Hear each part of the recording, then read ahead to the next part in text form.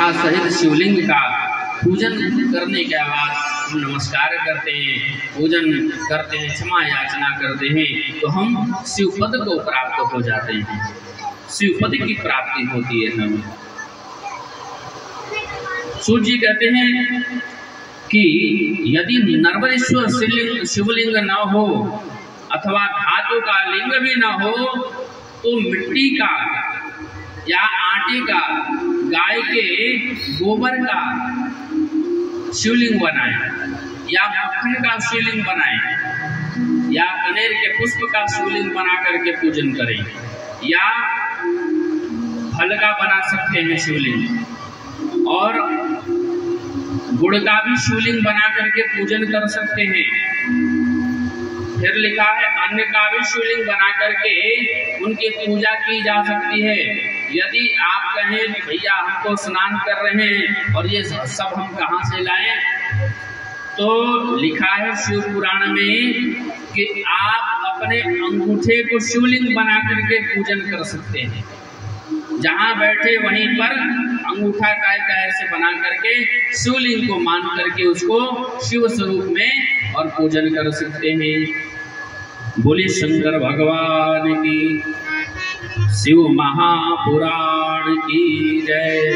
हर हर महादेव। ये मेरे शंकर का प्रभाव है, शिव पुराण की कथा है सज्जन। कैसे कैसे कृपा करते हैं मेरे भोलेनाथ, कैसे दयालु हैं ये, कितना दया करने वाले हैं।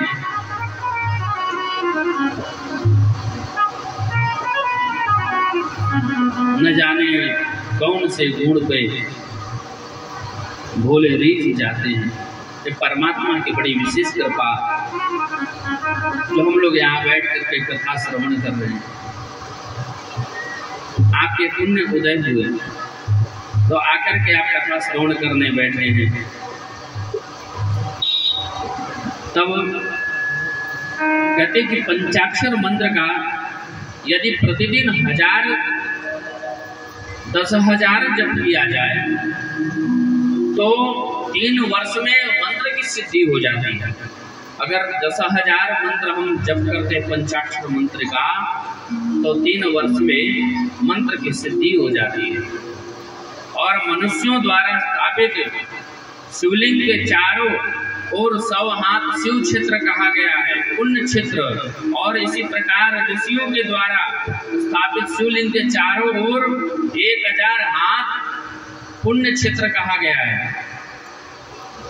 कहते हैं कि पुण्य क्षेत्र में स्थित कुआं, पोखर, तालाब, बावड़ी, मंदिर और इस चीज को शिव गंगा क्षेत्र कहा गया है। और वहाँ स्नान और दान और जप करने पर मनुष्य शिव पद को प्राप्त होता है। अब सूत जी महाराज सोनकादि ऋषियों को कहते हैं कि किस काल में विभिन्न नदियों के जल में स्नान करने का उत्तम फल प्राप्त होता है।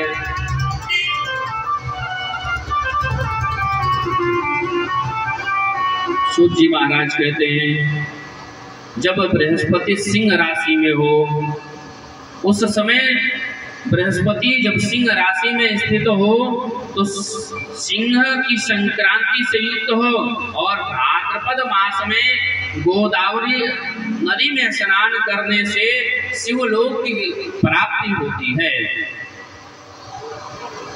फिर दूसरा लक्षण बताते हैं कि जब सूर्य बृहस्पति कन्या राशि में स्थित हो, सूर्य और बृहस्पति जब कन्या राशि में स्थित हो तब यमुना और सोन नदी में स्नान करने से महाभोग की प्राप्ति होती है। फिर कहते हैं जब सूर्य और बृहस्पति तुला राशि में स्थित है और उस समय कावेरी नदी में स्नान करते हैं हम तो सर्व कामनाओं की सिद्धि होती है।